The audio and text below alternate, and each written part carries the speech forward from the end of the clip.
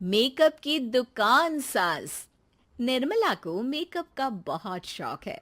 बल्कि शौक ही नहीं, निर्मला मेकअप एडिक्टेड है। उसके लिए हर दिन मेकअप कर तैयार रहना बहुत जरूरी है। ओ पति परमेश्वर, मेरा फेस पाउडर कहाँ है? कहीं अपनी भेड़ी शक्ल ठीक करने तो नहीं ले गए? मतलब उस पाउडर से सब यही करते हैं? हैं? मतलब क्या है तुम्हारा? मुझे भेड़ी शक्ल की बोलते हो? अरे ये तो तुम ही बोल रही हो, मैंने तो पाउडर के लिए बोला था। हाँ हाँ, सब जानती हूँ। मेरी सुंदरता से किलसते हो तुम। उसे मेकअप बोलते हैं। अरे कभी उसके बिना बाहर निकल कर देखो, खुद का बेटा तक पहचानने से मना कर देगा। निर्मला भड़कते हुए आगे कुछ बोलने ही वाली होती है कि तभी उसकी बहू माला कमरे में आ जाती है। अरे नहीं नहीं नहीं नहीं, गुस्सा नहीं मम्मी जी। गुस्से से मेकअप की ऐसी तैसी हो जाएगी, चेहरे पर झुर्रियां पड़ेगी सो अलग। हाँ सही बोल रही हो। मुझे ना इस बेवकूफ इंसान पर ध्यान ही नहीं देना चाहिए। ये वैसे भी मेरी खूबसूरत और जवान स्किन से किलसते हैं। अरे वाह, मेरी बूढ़ी घोड़ी और लाल लगाम, लगे रहो। ऐसा बोलकर रमेश हंसते हुए कमरे से बाहर चला जाता है, जहां उसे जतीन हॉल में बैठा मिलता है। पापा, आप क्यों सुबह से ही मम्मी की टांग खिंचाई में लग जाते हैं? मजा आता है बेटा। आज अगर बहू नहीं आती ना तो वार तो फिक्स थी। वैसे तुम यहाँ बैठे क्या गप्पे लड़ा रहे हो? ऑफिस नहीं जाना? ये कहकर रमेश ऑफिस चला जाता है और निर्मला अपना मेकअप पूरा कर सहेलियों से मिलने निकल जाती है। जहां से वो कुछ घंटों बाद घर वापस आती है तो माला उससे कहती है, मम्मी जी, मुझे करवा चौथ के लिए कुछ शॉपिंग करनी है। क्या आप मेरे साथ मार्केट चलेंगी? अरे ये तो मैं भूल ही गई थी। हाँ हाँ, अपनी उम्र छोटी करने में पति की लंबी उम्र करना कहाँ याद रहेगा। अब बहू, मुझे ना तुमसे ज्यादा शॉपिंग करनी है। कुछ देर रुको, मैं तैयार होकर आती हूँ। अरे सुबह से सजी धजी घूम रही हो, इसमें भी मार्केट जाने के लिए अलग से क्या तैयार होगी? अरे वो फ्रेंड्स के साथ किटी पार्टी वाला मेकअप था। मार्केट जाने के लिए अलग तैयार होना पड़ता है, तुम नहीं समझोगे। जी ठीक है मम्मी जी, पर थोड़ा जल्दी करना वरना मार्केट बंद हो जाएगी। निर्मला तैयार होने चली जाती है और माला उसका इंतजार करने लगती है। इस बात को पूरा 1 घंटा बीत जाता है, लेकिन निर्मला कमरे से बाहर नहीं निकल कर आती। मम्मी जी, बहुत लेट हो गया है, प्लीज जल्दी आइए ना। अरे आ रही हूं। कोई शांति से तैयार भी नहीं होने देता। ये कहते हुए जैसे ही निर्मला कमरे से बाहर निकलती है तो माला और रमेश उसे देखकर हैरान रह जाते हैं। अरे सिर्फ मार्केट जाने के लिए कपड़े, हेयर स्टाइल, मेकअप सब बदल दिया। अरे आखिर ऐसा कौन करता है? मैं करती हूँ जी। अगर आपके अंदर कोई फैशन सेंस नहीं है ना तो इसमें मैं क्या कर सकती हूँ? आप दोनों इसे बाद में कंटिन्यू कर लेना, अभी बहुत लेट हो रहा है, प्लीज चले। मार्केट पहुंचते ही निर्मला मेकअप की दुकान पर चढ़ जाती है और एक के बाद एक सामान देखने लगती है। मम्मी जी, प्लीज थोड़ा जल्दी कीजिए, मुझे साड़ी खरीदनी है, दुकान बंद हो जाएगी। माला बार बार निर्मला को यही बोलती रहती है, लेकिन वो तो उसकी एक भी नहीं सुनती और देखते ही देखते मार्केट की सब दुकानें बंद हो जाती है। चलो मेरी शॉपिंग तो हो गई। अरे तुम्हें कुछ नहीं खरीदना? बहुत जल्दी याद आया आपको? अब इस मेकअप को लेकर ही घर चलो, मैं कल अकेले आकर खरीद लूंगी। दोनों निर्मला के मेकअप का सामान लेकर घर वापस आ जाती हैं।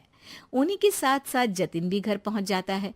अब निर्मला तो अपना मेकअप लेकर कमरे में चली जाती है, लेकिन माला उदास होकर वहीं बैठ जाती है। अरे शॉपिंग से वापस आई औरत को ऐसे उदास बैठे तो पहली बार देख रहा हूं। क्या हुआ डार्लिंग? माला उन्हें मार्केट में हुई सारी बात बताती है। अब ये ज्यादा हो गया है। मतलब अपने मेकअप के आगे इस औरत को कुछ नहीं दिखता, कोई नहीं दिखता। इसका बस चले तो किसी के मातम पर भी लाली लिपस्टिक लगाए बिना ना जाए। इसका तो कुछ करना पड़ेगा। इतने सालों में तो कुछ नहीं कर पाए, अब क्या करेंगे? अरे साथ दो और देखते जाओ। अब तीनों मिलकर निर्मला को सबक सिखाने की प्लानिंग के साथ कभी उसे मेकअप के साइड इफेक्ट्स वाले वीडियो तो कभी टीवी पर चल रहे मेकअप से हुए स्किन प्रॉब्लम या स्किन कैंसर की न्यूज़ दिखाने लगते हैं। पर निर्मला पर तो किसी भी चीज का कोई असर नहीं पड़ता। लो, इनके कान पर तो जू तक नहीं रेंगी। Plan flop. अरे अभी नहीं, मेरे पास एक और आइडिया है।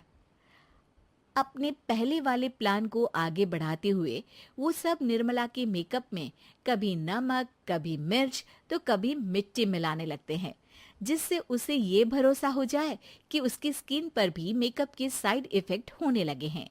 और एक सुबह, रमेश, जतीन, माला, अरे कहाँ गए सब? हाय मर गई मैं, मेरा पूरा मुंह जल रहा है। अरे कोई आओ, बचाओ। क्या हुआ मम्मी जी? अरे पता नहीं, अभी मेकअप करने से पहले तक तो ठीक थी, फिर चिल्लाने लगी। मेकअप, कहीं मेरी स्किन पर कोई साइड इफेक्ट तो नहीं हो गया, या फिर स्किन कैंसर। अरे मेरा मुंह जल रहा है। अरे भगवान, मुझे इससे बचा लो। लाइफ में दोबारा मेकअप का नाम तक नहीं लूंगी। अरे मैं इतनी जल्दी मरना नहीं चाहती। कोई बचाओ मुझे, कोई बचाओ। वो लोग दूध से निर्मला का मुंह धोने लगते हैं, जिसके कुछ देर बाद सारी जलन ठीक हो जाती है। मम्मी, ये तो सिर्फ लाल मिर्च थी, पर आपको भी पता है कि जरूरत से ज्यादा कुछ भी अच्छा नहीं होता। और अगर आपने मेकअप में डूबना नहीं छोड़ा तो फिर स्किन के साथ क्या होगा वो तो आप भी जानती हैं। अरे तौबा मेरी, कैसा मेकअप! सास की अंतिम इच्छा।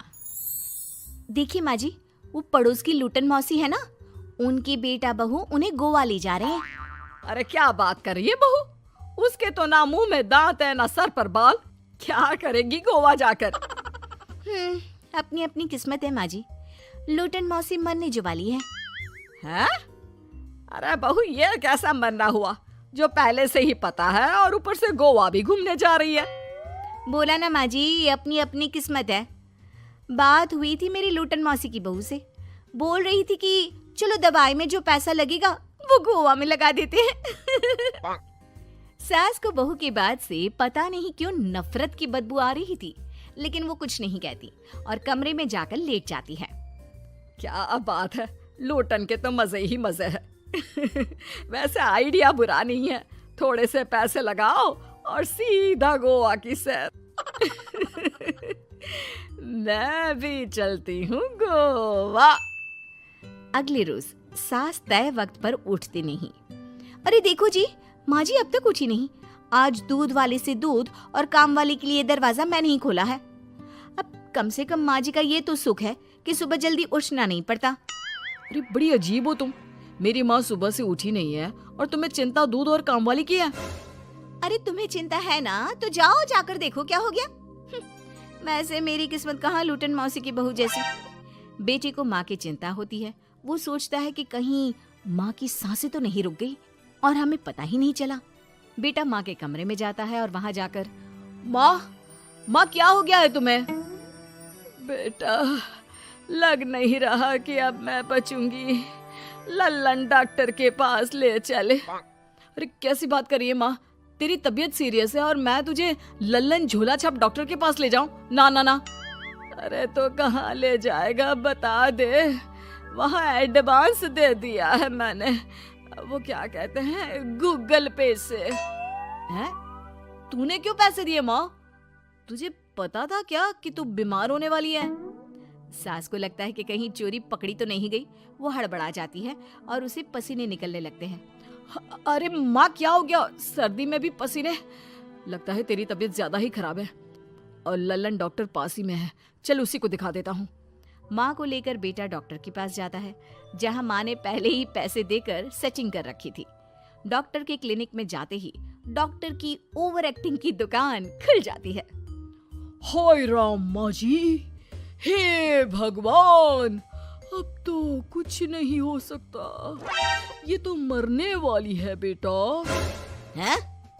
ओए डॉक्टर है इसलिए इज्जत से बात करूंगा, नहीं तो मेरी माँ को देखे बिना ये बकवास करने के लिए तेरे मुंह में घूसा मार देता। अरे ना ना बेटा, ऐसे मत बोल। वो डॉक्टर है, उसे वो दिख जाता है जो किसी को नहीं दिखता। हाँ माँ, शायद तू ठीक बोल रही है। डॉक्टर क्या दिखा आपको? हमारे डॉक्टर जी जिन्होंने पहले से ही माँ से बोलने के पैसे ले रखे थे। यमराज, काला भैंस, वो तुम्हारी माँ को ले जा रहा है, ले जाओ इन्हें। यार माँ, ये डॉक्टर ही या तांत्रिक, क्या क्या बोला जा रहा है?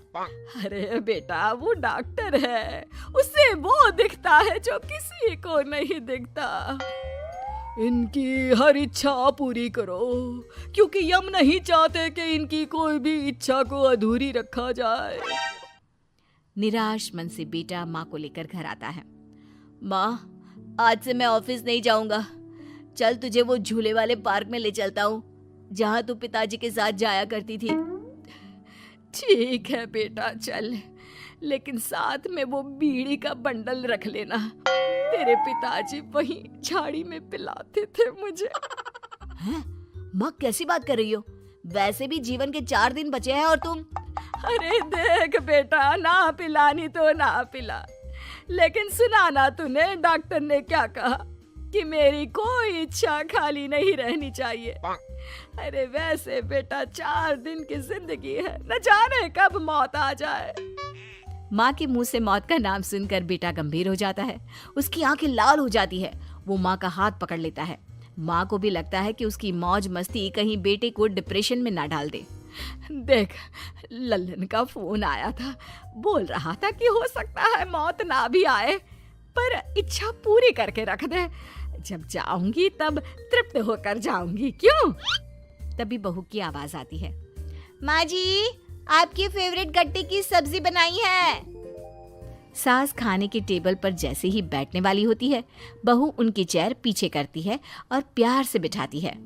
बहू शांत हो जाती है। वो माँ को बस देखती है और उनकी हर बात मानती है। रात को जब सास सोने जाती है तो, माँ जी, मैं आपके पैर दबा देती हूँ। आज आप डॉक्टर के पास गई थी, थक गई होंगी ना। बहू का प्यार देखकर सास को हैरानी होती है। वो समझ नहीं पाती कि जो बहू उनके मरने को अपना भाग्य बताती थी, वो आज जब सास मरने वाली है तो दुखी क्यों हो रही है। क्या सोच रही है माँ जी? यही ना कि मैं ऐसा क्यों कर रही हूँ। माँ जी, मैंने आपको हमेशा अपनी माँ माना है। माना आपसे नाराज होती थी, परेशान होती थी, आपकी बातें चुभती थी, लेकिन यकीन माने, प्यार बहुत है आपसे मुझे। सास बहू को गले लगा लेती है। अरे तू क्यों मोह में डाल रही है? आज नहीं तो कल मुझे मरना ही है ना। बहू रोने लगती है और वहां से चली जाती है। अब तो सास आए दिन कोई ना कोई डिमांड करती, जिसे बच्चे पूरा करते। मुझे ना वृंदावन जाना है, कृष्ण की नगरी देखने। जी माँ जी, हम आपको लेकर चलेंगे। माँ, मैं कल ऑफिस से छुट्टी ले लेता हूँ। बेटा अब आए दिन छुट्टी लेता और माँ को घुमाता फिराता। एक दिन बॉस कहते हैं, रमन, क्या बात है? मैं देख रहा हूँ पिछले 1 महीने से तुम ना काम करते हो ना दाम, बस सारा दिन इमोशनल से बैठे रहते हो। ऐसे में तो कंपनी तुमको और नहीं रख पाएगी। मैं खुद ही नौकरी छोड़ने की सोच रहा था बॉस। वो क्या है कि माँ का आज नहीं तो कल कभी भी देहांत हो सकता है। इतना कीमती समय मुझे तो पल पल उनके साथ रहना होगा। पता नहीं कब वो मुझे छोड़कर चली जाए। और बेटा नौकरी छोड़ देता है। माँ, मैंने नौकरी छोड़ दी है। आज से मैं तेरे पास रहूंगा। माँ जी, मैंने भी बच्चों का नाम स्कूल से कटवा दिया है। अब हम सब आपके पास ही रहेंगे और आपकी सारी इच्छा पूरी करेंगे। अब सास को लगता है ये तो कुछ ज्यादा ही हो गया। अरे बेटा, नौकरी नहीं करेगा तो खाएगा क्या? बच्चे स्कूल नहीं जाएंगे तो साल बर्बाद हो जाएगा। वो समझ नहीं पाती कि क्या करे, कैसे ये ड्रामा खत्म करे। बेटा, बहू, तुम लोगों से एक बात करनी थी। देखो, मैं ना बहुत शर्मिंदा हूँ, मैंने झूठ बोला था, मुझे कुछ नहीं हुआ है। वो तो ये बोलकर सास सारी बात घर वालों को बता देती है। ओ माँ, सच्ची? हे भगवान, मैं जानता था माँ को कुछ नहीं होगा। वाह माँ जी, ये तो बहुत अच्छी खबर दी। मैं तो हलवा बनाने जा रही हूँ। तुम लोग मुझसे नाराज नहीं हो? नहीं माँ जी, हम बहुत खुश हैं कि आपके मरने की खबर झूठी है। माँ, शायद मैं तेरे ठीक होते ही तेरा इतना ख्याल रख लेता तो तुझे ये नाटक करने की जरूरत नहीं पड़ती। माँ जी, आप हम लोगों को माफ कर दीजिए।